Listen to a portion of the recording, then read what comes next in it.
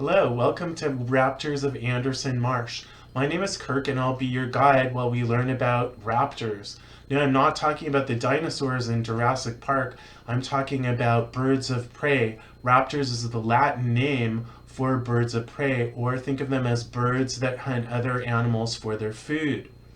In order to be able to hunt their food, raptors or birds of prey have certain things in common. Among those are a sharp beak, a keen eyesight, broad wings, and feet with sharp claws called talons.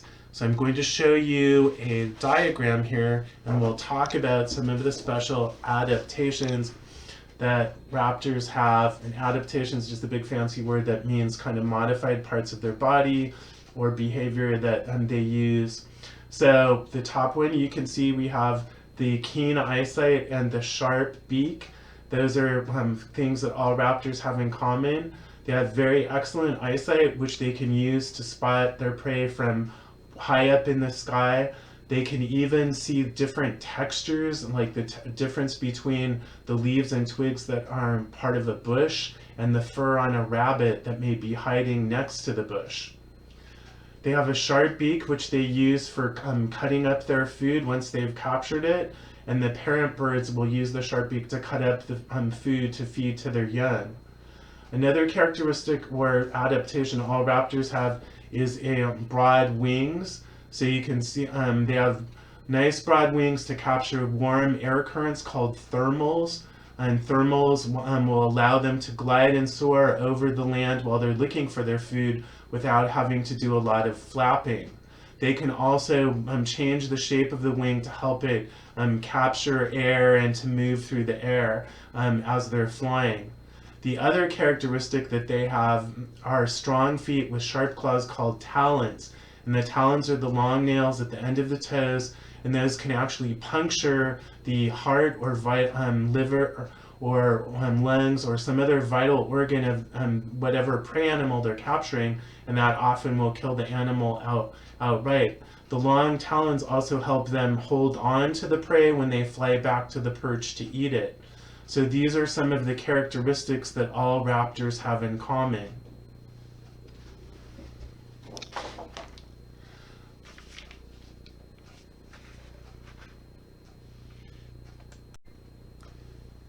After this part of the program, we'll look at some videos that were taken at Anderson Marsh, and we will be showing you some taxidermy animals. Taxidermy is when a dead animal is stuffed so that it looks like what it did when it was alive. And I want you to know that all of the animals that we show you, these stuffed animals, were not killed so that we can show them to you. They are roadkill, animals that were hit by cars, and then state parks gets the animals and they are made to look like they were when they were alive so that we can show people what these animals look like. After all, a stuffed bird isn't going to fly away. Remember when you visit state parks that all features in the park are protected. All the animals, all the plants, even the rocks are all protected. So take all the pictures you want, but please leave all of the natural features that you find there for other people to enjoy. My name is Kirk. I want to welcome you to Anderson Marsh State Historic Park. I am what's called a state park interpreter. No, that doesn't mean that I interpret different languages. It means that I help park visitors learn about the cultural and natural history of special places like Anderson Marsh. Anderson Marsh was set aside to help preserve its outstanding cultural Native American history going back for thousands of years. In fact, Native Americans occupied this site here at Anderson Marsh for 13,000 years. That's pretty amazing to think that people have been here that long. In fact, that makes it one of the longest continuously occupied sites in all of North America. Much later, Euro-Americans came and built the buildings that you see around me here, including the ranch house over here to my left. It was built by first the Grigsbys, and then the Anderson family added onto it. And then the Anderson family built the barns that you see around me as well. The Anderson Marsh is also a wildlife sanctuary and there are about 1,000 acres here, and a lot of different animals like to live here, including some special kinds of birds that we're going to talk about today called raptors. So these aren't the kind of raptors in Jurassic Park, the dinosaurs that slash and eat people. These are birds of prey. Their Latin name is raptors, and birds of prey hunt other animals for their food, and they have very special adaptations to help them do that. Those include keen eyesight, specialized wings for soaring and for diving, and they also have special kind of feet with long claws called talons. And if I can find it here it is. I have an example of when this is a foot from a red-tailed hawk, and you can see the long claws called talons. The hawk will swoop down on its prey, and it will actually use the talons to grab the prey, and the sharp claws will puncture vital organs like the heart or the lungs and kill the prey, and then the hawk will take the prey back to a perch where it can use its sharp beak to eat it. So I can't promise that we will see some raptors here today at Anderson Marsh, but I usually see some. Oftentimes I'll see a red-tailed hawk, a turkey vulture, or American kestrels, which is a small kind of falcon. But how about if we head over towards the marsh and see if we can see who's here today?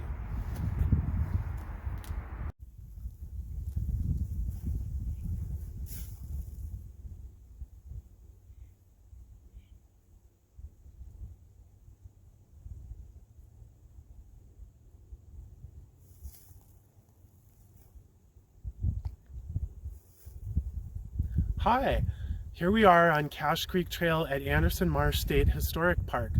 This shows you the different kinds of habitats that are found here in the park. We have three that you can see here. We have behind me along the ridge line, we have the oak woodland, and then over here to my left, we have the tall trees that are bordering the creek. That's Cache Creek, and that's called the riparian habitat. Riparian is a Latin word that means along a creek or river bank. And then right in front of me we have the kind of grassy area, which is made up primarily of sedges and rushes, especially tule rushes, which the Native Americans used to use to build homes with. And all these different kinds of habitats provide different resources for raptors or birds of prey to use. So where these different areas of habitat come into contact with each other is what biologists call an ecotone. That just means areas of different habitat that come together, and those provide different kinds of plants and animals for the raptors to use for food. So this is really a great sort of resource for them. It's kind of like if you go to a shopping center or shopping mall where you have different stores that sell different things so that you can go one place and kind of get all the different things that you want. That's kind of what these different habitats provide for the raptors who live here. The open habitat here provides places where small mammals like mice and voles will make their homes, and then you see the trees that are kind of around the edges. The raptors can use those to perch on, and then they can scan the grassy areas for the animals that they want for food, and their eyes are so keen that they can actually see even the slightest movement by even a small little animal like a mouse in the grass. And then they can pounce on it and get it for something to eat. Then they'll fly back to a tree or even maybe one of the posts that's on the fence line around the property and sit there and eat it.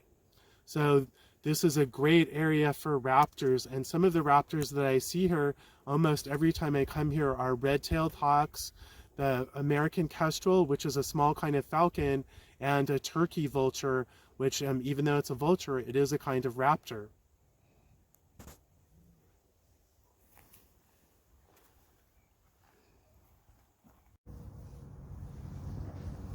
Hello again, we're now in the North Barn.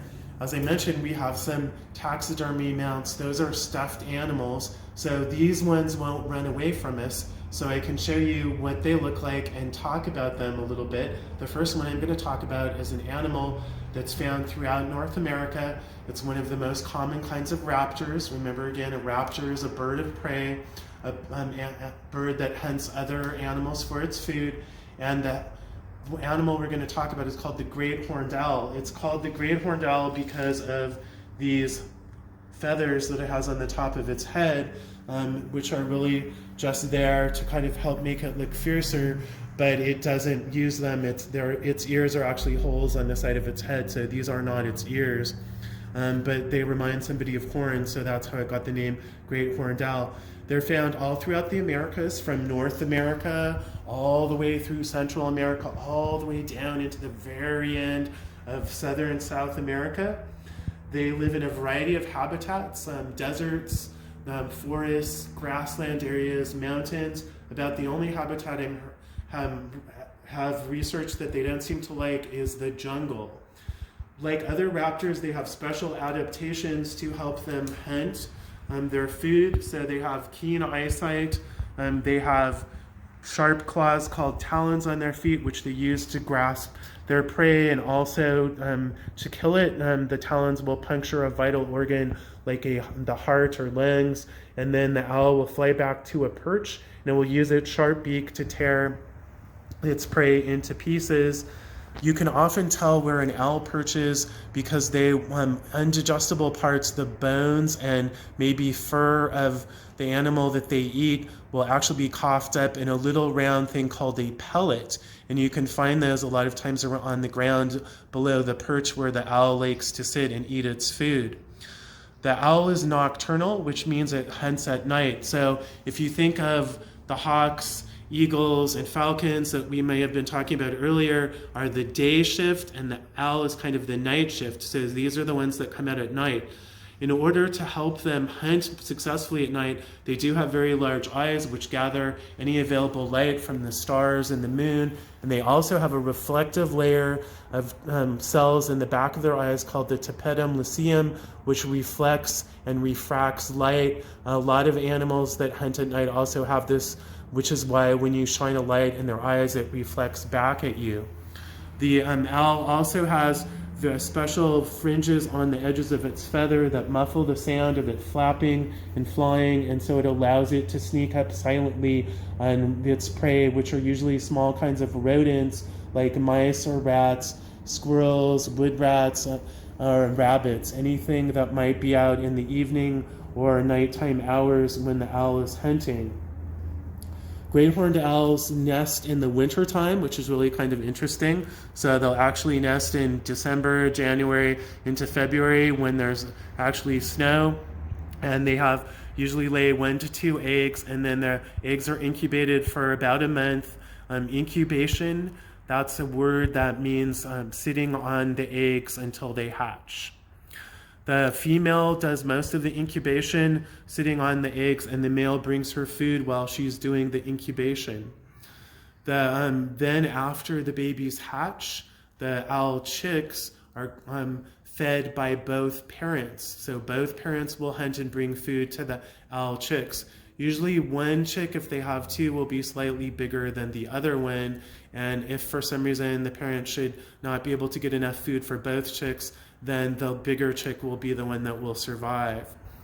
After about 45 days, the chicks fledge. So fledge means all their flight feathers come in, and then they are able to start practicing flying. So they'll start flapping and flying short distances from the nest. The parents will still feed them for a couple of weeks after that, and then the young owls will be on their own, and they will be considered to be completely fledged. I worked with a great horned owl at a zookeeper training program I was in some years ago, and the owl we would take to schools, and we would walk it around and let the school kids look at the owl. We even let them pet it on the back here, but not on the head or on the front because the beak's there, and we didn't want anyone to accidentally get nipped by the owl. That is what's called falconry, which is an ancient art of hunting with birds of prey or raptors, and you have to use special equipment for it. You need a big, thick leather glove that you put on your hand and arm so that the raptor can sit on your arm without breaking your skin with their sharp talons. And you also have special little bracelets that go around the legs of the raptor called jesses, and then they attach to something called a leash that attaches to a swivel, which attaches to your glove, and then that way you can have control of the bird. So those are all part of falconry. One of the interesting things about birds of prey is that when they perch on something, they actually relax, but the tendons in their feet actually grip whatever they're sitting on very tightly. And so after a while, if you're holding a bird on your arm, it can actually cut off the flow of blood into your arm, and your arm will start to go down. And the bird likes to be on a level, higher area. So as your arm goes lower, the bird will start climbing up your arm. So you need to put another glove on and switch arms to the other arm so that the bird won't end up sitting on your shoulder, because if you don't switch arms, that's what happens. The bird will go to the higher spot and then it will end up sitting on your shoulder where you don't have the glove. So you really don't want it to do that. So just a little interesting thing about falconry. All right, that's information about the great horned owl. Now we're going to talk about a much smaller, different kind of raptor called a kestrel. A kestrel is a small kind of falcon. In fact, it is the smallest falcon that we have in the United States. They will be anywhere from 7 to 12 inches long, and their wingspan, if they spread their wings out, would be all of 21 inches. The kestrel can do a really neat thing. They can hover up in the sky and kind of look down and look for something to eat. So that's a way that you can often identify the kestrel, is by the hovering behavior that it does when it's hunting. Kestrels will nest in tree cavities. They will nest in hollows in rock faces and cliffs, and they also use nest boxes just like some other birds do. This is a female kestrel. You can tell the difference between the sexes by the coloration. So a male kestrel has dark gray on the wings, and a male kestrel would have spots on his chest. The female kestrel has the rusty kind of color on her wings, and she has bars on her breast instead of the spots. So that's how you can tell the difference between the kestrels. All kestrels have these dark stripes on either side of their eyes. We think that may help cut the glare from the sun when they're up in the sky hunting. You can see that even though they are a very small raptor, they do have strong feet with long, sharp claws called talons, just like other raptors. So what do you think this little raptor hunts? Why don't you take a guess? I'll give you a moment here to think about what this small little raptor might like to eat. All right, so if you've thought about it, and you can write it down, or you can maybe text us and let us know what you thought they would like to eat. They eat insects, grasshoppers, big beetles, very small rodents like mice, lizards, or small snakes are all things that kestrels would catch and eat.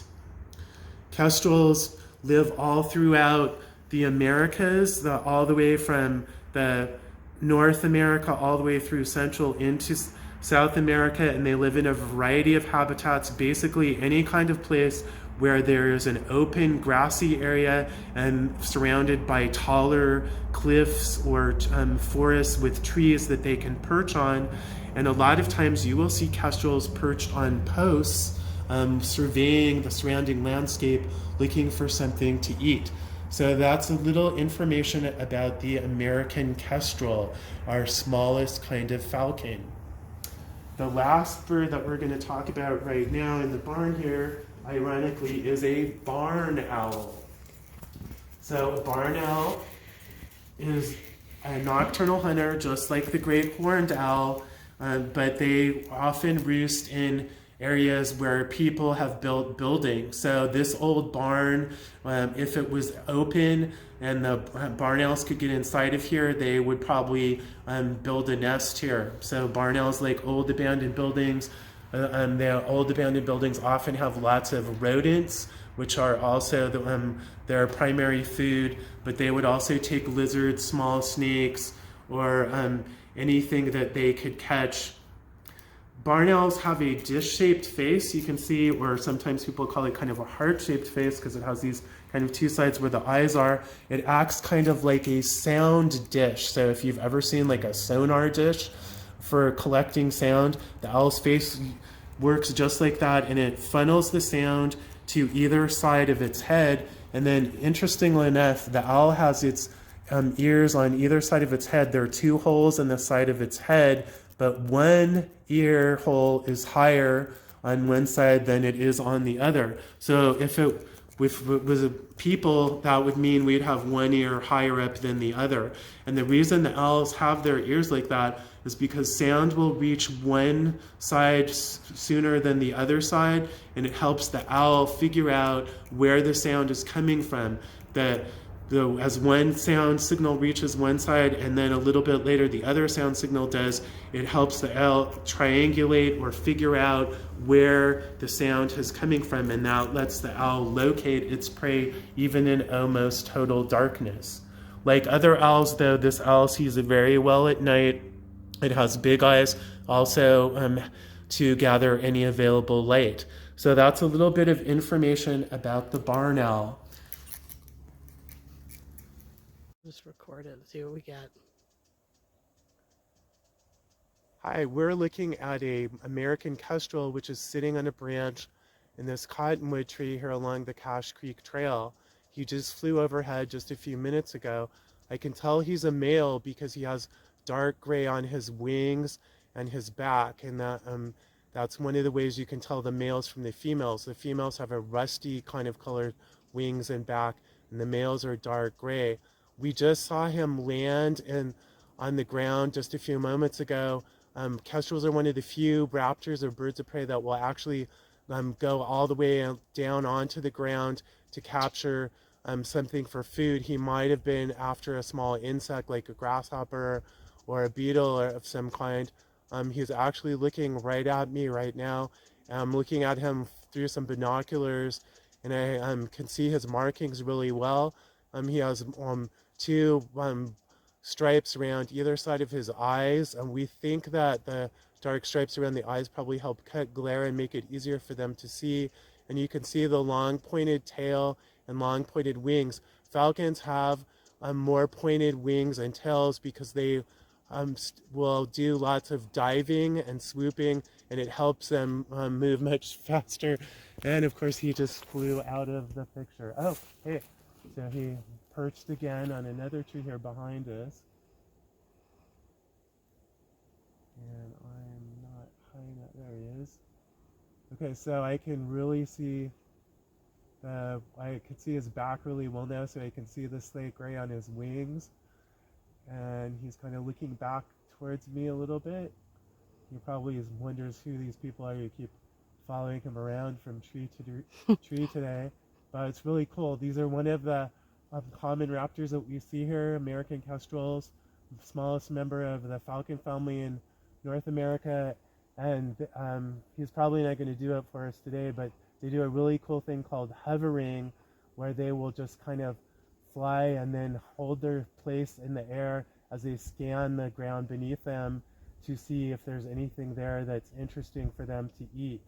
So that's the American kestrel.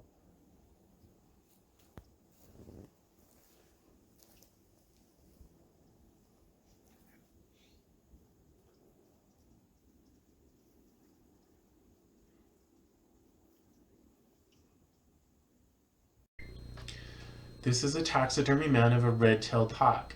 A red-tailed hawk is one of the commonest raptors found in the United States. They're found from Canada, throughout the United States, down south through Mexico into Central America. They live in a variety of habitats that include tundra, the forest, desert, then open grassy areas on the plains. They are about 18 to 24 inches from the top of their head to the tail. They are 2 to 4 pounds in weight, and they have a 4-foot wingspan. They have a kind of cinnamon colored head and neck, and the breast or chest is kind of a white color, and then they have this dark kind of band of feathers along the belly. The back of the wings and the top of the head is a dark brown, and the tail is a reddish color. Ours is a little bit faded, but if you see them when they're out flying and the light catches the tail just right, you'll see it's a red color, and that's of course what gives the bird its name, red-tailed hawk. Red-tailed hawks feed on rodents, which are things like mice and voles, and voles are kind of a hamster-like animal, and they also will catch squirrels, and they also will catch things like reptiles and even fish. They like to perch high up while they're looking for their prey, so they'll oftentimes be sitting on a pole when you see them, or up in a tree, or even on a telephone pole. Red-tailed hawks mate for life, and they will use the same nest year after year. The female sits on the eggs for about 30 days, and her body heat helps keep them warm until they hatch, and this is what's called incubation. The male brings food to the female during the time that she's incubating the eggs, and then after the eggs are hatched and the baby hawks are born, both parents will help care for and feed the young hawks. The baby hawks will have all their feathers and be ready to fly after about 45 days.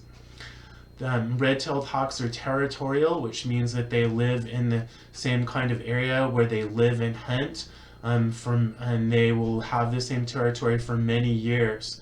So that's a little information about red-tailed hawks. Hello again. I'm going to show you how to make a project, or sort of like maybe a souvenir of the program, if you like, for our Raptors program right here. So what I have is I have a piece of paper with an outline of a raptor drawn on it, which I just used a black marker to make. I have a piece of string, probably about maybe probably about 8 inches long. I have some regular old Scotch tape, have some scissors, and I have some Junior Ranger twist up crayons, which you'll see what we're going to use these all for. So the first thing you need to do is just get a regular piece of paper. You can use a colored piece of paper if you want to, but I just used a plain piece of paper. And then what you need to do is you need to take it and you need to fold it over in half. And then what you're going to do is you're going to take your black marker and you're going to draw the outline of a raptor. So you want to start in one corner, and remember it's going to be narrow, kind of where the beak is. Then you go a little wider for the head, going to come up here, and then you're going to come out and draw the wing, go all the way up to the edge of the paper, give it some feathers on the edge of its wings, then come on back in, then come in, and then down at the bottom you want to do the tail. And do that on both sides of the paper.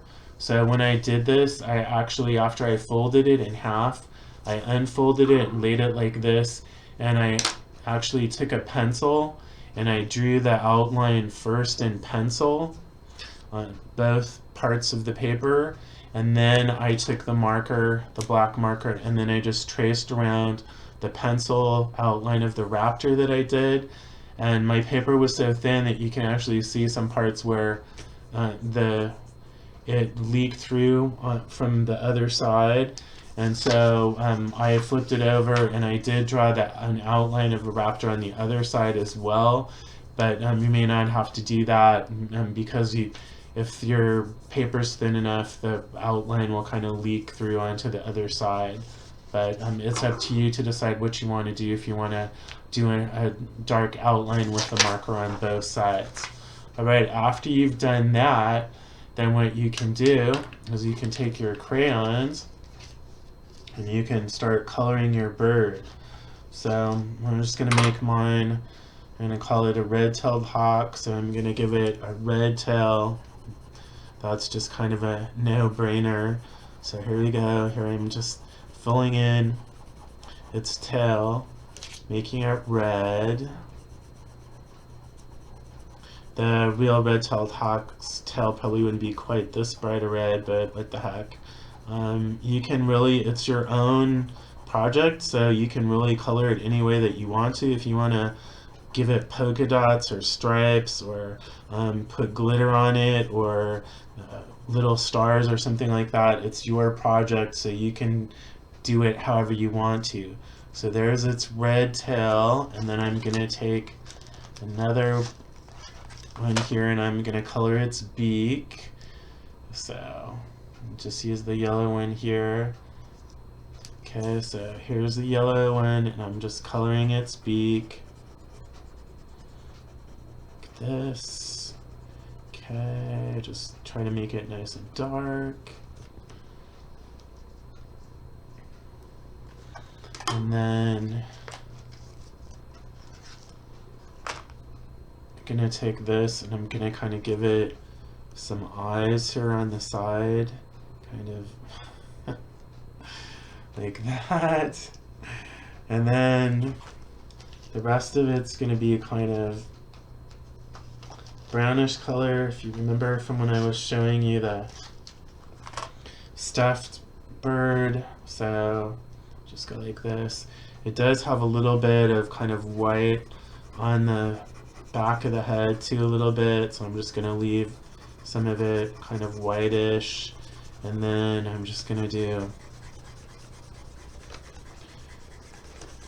I'm doing a real quick one because I don't think you really want to stay with me forever watching me color this in, but you can color yours in a lot better than I'm doing mine right now, so I'm just trying to do this kind of quick for demonstration purposes. And then, so this is the all brown kind of part, is the back of the bird. Okay, so this is where top of the bird, so if you were looking down on the bird from above, this would be kind of what it would look like, this coloration. And then going to take the black marker here, black crayon, and just do the tips. It does have kind of black tips on its wings, so I'll just give it some black tips because it's just nice to have a little variety here. And then, okay, so that's the real quick and fast version of coloring the top part of the bird. And now what I'm going to do is I'm going to flip it over. That's why I traced it on both sides, and now I'm going to do the underside of the bird. So, okay, so this is the bottom part. If you were looking up from below, this is what it would kind of look like. So, I'm going to do the yellow beak again. And then black, so here's the black one. So I'm just making the eyes again, which I just did these little half circles on either side. So there's the eyes, and then this part is kind of a reddish brown, so I'm gonna take the red one and I'm gonna do this head. Okay, and there's a lot of white on the underside, so I'm just gonna leave some white spaces, and then we get the brown. Here we go. The brown, just mix that in a little bit so it looks a little more like it might actually look for reals. And then just do that. Okay, and then remember I was talking about it has kind of a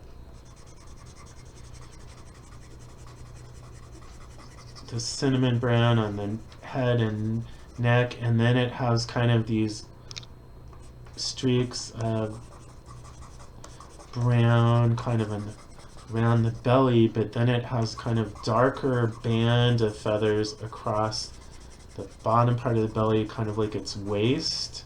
And then I'm even going to take some of the black and I'm going to color this in a little bit too. Okay. And then it has kind of a lot of brown on the underside of the wings too, but it's kind of a interesting pattern where it has some kind of up here. And I'm actually going to turn and look at the bird behind me for a second, which I actually put away and just remembered that I did that, so I can't look at it, so I'm just going to have to kind of do it from memory. Remember, like I said, you can color your bird any way that you want to. It doesn't have to look like the real thing. If you don't want it to, you can make it look a little different. Okay, and then it has these kind of dark kind of bands underneath here like that a little bit. Okay. And then the dark tips on the feathers. Just like this.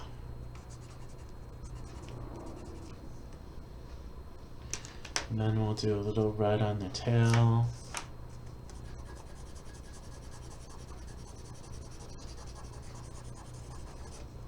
Okay, mix it with a little brown, because it's the underside of the tail.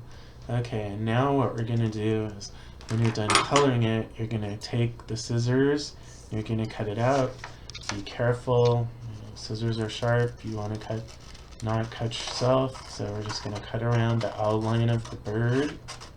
Okay, so you're just cutting out your bird. Now you can see why we did kind of to the edge of the paper, because there's some places right there at the very edge where you really don't have to cut, because it's the very edge of the paper and it's already kind of cut for you. Just go around the edge of these feathers at the end, which are called primary feathers. The long feathers at the very end of the wings, those are called primary feathers. So we're just kind of cutting on the edge of them. I'm going to come back in here and just cut around the outline of your bird. So take your time, you don't have to rush it. You can do it carefully, get it all nice and neat. If you want to, I'm just trying to do this so that you can see how the whole project goes. Okay, so now I'm coming down the side of it, and I'm doing a great job of not holding it where the camera can see it. So we're going to go around here and cut it on this side of it. Okay, and then I'm coming around here, around the other wing. I'm just going to make a quick cut there so I can come back and do this.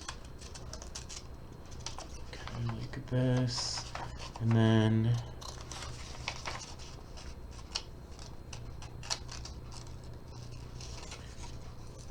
just cut around the primaries again, the edge of them. Remember the long feathers at the ends of the wing, and then just cut there. And this last part here, back around up towards the head on the other side. Okay, so now you should have your bird colored on both sides. Okay, so remember this part was the top, now it's the bottom. Okay, so now what you're gonna do is you can throw away the paper that you don't need anymore. And then we're gonna take the string, and this is pretty simple. We're gonna take the string and we're gonna just put it right here and use the tape. So take a piece of tape, and I'm just putting the string across the back of the bird, and I'm putting a piece of tape like that, and then I'm going to take another piece of tape and I'm going to come across and I'm going to go back the other way so it makes kind of like a little X to hold the string in place, and then you should be able to do this. You should be able to pick your bird up, and here I'm gonna fold mine a little bit. Remember we folded it earlier, so you can kind of fold it over one more time, then hold it up by the string and okay, so I'm gonna have to adjust my string. I can see my bird isn't gonna be straight unless I move the string over a little bit. So I lift the tape back up and I put, so now I'm trying to get the string right in the center of it, so that's better. So there you go. You have your own, oops, have your own bird mobile you can hang up, and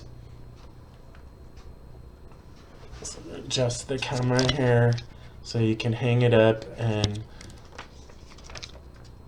it's mine's a little top heavy on one side, but there you go. That's our Raptor project. All right, thank you. Hope you had fun making it. I hope you enjoyed learning some things about raptors, or birds of prey. Raptors help keep nature in balance by controlling the number of rodents, that's animals like mice and rats, in the areas where they live. Remember, raptors all have some common characteristics like keen eyesight, sharp beaks, broad wings for soaring and diving, and strong feet with sharp claws called talons.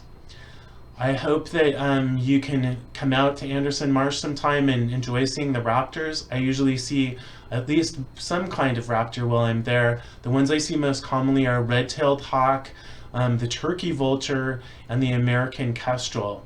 Remember, when you're visiting state parks, to stay safe by wearing a mask if you're around people that you don't know, and to practice social distancing when you're on the trails. Remember, all features in state parks are protected, all plants and animals and even the rocks. So take all the pictures you like, but please remember to leave things as you find them so that the next people who come and visit can enjoy the things that you saw too. If you would like to learn more about raptors, you can always go online and type in the word raptor, or you can type in the name of some of the animals that we talked about today. You can also go to your local library and find books and videos about raptors as well. Well, thank you for joining me today, and I'll see you on the nature trail.